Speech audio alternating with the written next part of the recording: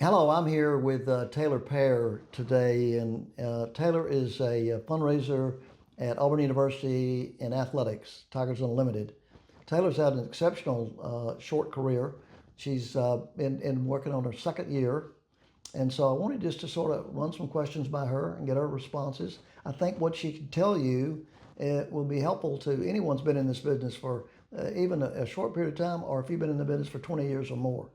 So, Taylor, thank you for joining us today. Yeah, I'm glad to be here. So let me start by just asking you the first question. What did you do? What was the first thing you did when you got the job at Tigers Unlimited? When they hired you and said, you're now a fundraiser for athletics. Yeah. Immediately when I started, I knew that I had a great opportunity coming in the spring, going into summer before fall to take the time to travel and try to meet as many people as possible before fall started again. So I had some lists run of people that had given consecutively over the years with tickets that hadn't been seen by a development officer. And so I divided, you guys actually did a heat map for me, and I went to areas that had a larger concentration of people and really just started working it by traveling early on. But some of the people you called on had been past donors, Right. but no one had contacted them in a number of years. Right. On the list as well, pulled people that had given before but hadn't been seen in the last 5 years. And that's how you prioritize your list. That's right. Right. Okay. Okay. Good.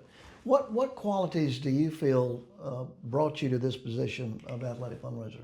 What are the qualities you think you had in getting this job?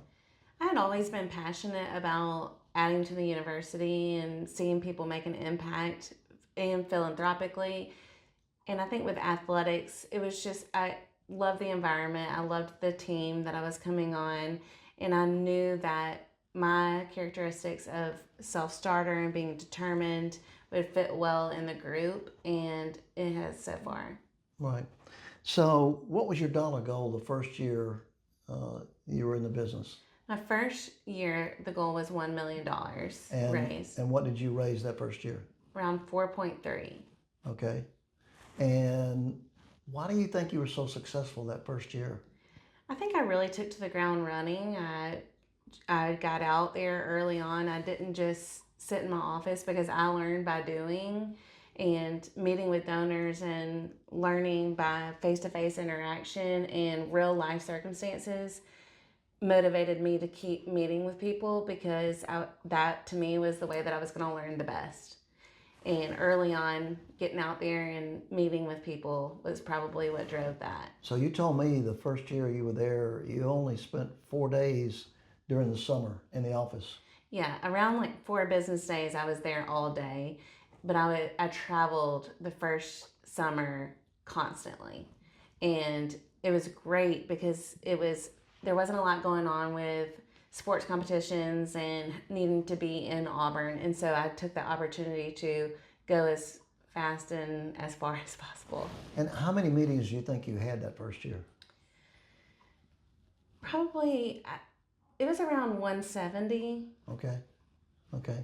How So hard? it's- How so hard? it's- Yeah. How hard was it to get an appointment? You know, it wasn't as hard as I thought it was going to be.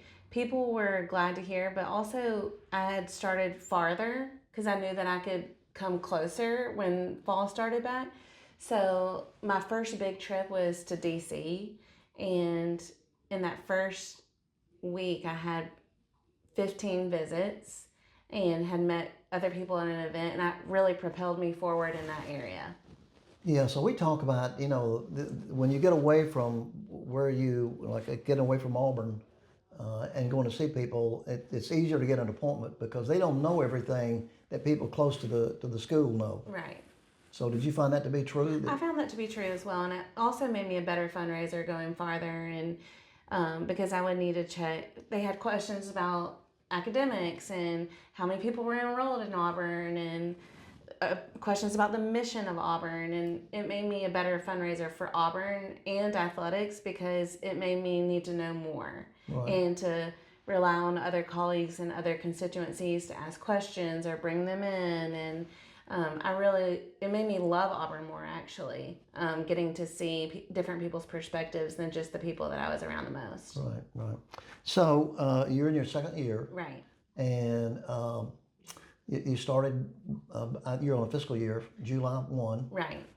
So tell me where you are in the second year in your fundraising goal. What was your goal, first of all? My goal was 2 million. Okay. And So they went from 1 million to 2 million. that's right. Even though you'd raised over 4 million that first year. Right. Okay. And currently my overall goal, both in athletics and Auburn in general, is 7.2 million. So that's what you've raised to date. Right, to date. 7.2. Tell me what qualities you bring to the job to raise that kind of money. That's huge numbers. I mean, people that have been in the business for a long time are not raising that kind of money. I think early on, I keep going back to that first summer, but I built a lot of good relationships, and the team around me is incredible too, and just great at encouragement. And so making those early relationships and realizing that I actually thrive in the business when I'm with people, meeting with people and seeing what impact they want to make at Auburn. That's where I thrive the most. So the more I can do that, the better. And I think everybody finds where their flow zone is, and I thrive doing that.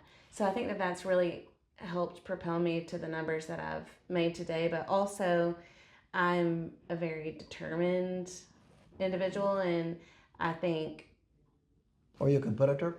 yeah, within myself.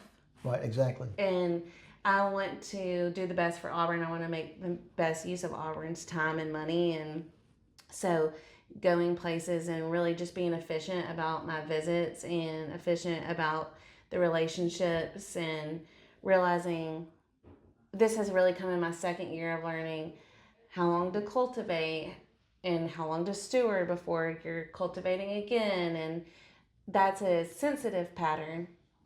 And I it's different for everybody, each individual donor, and I want to be sensitive to that. But that's something I've learned in the second year. Right, right.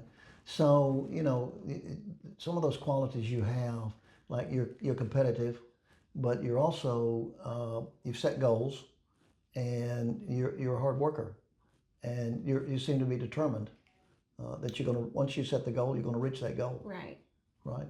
Yeah, definitely. So anyway, well, thank you for this short video that we did. I Yeah. appreciate it. I think you're doing great, and I hope some of these comments you've made will help some of the people that that will watch this video.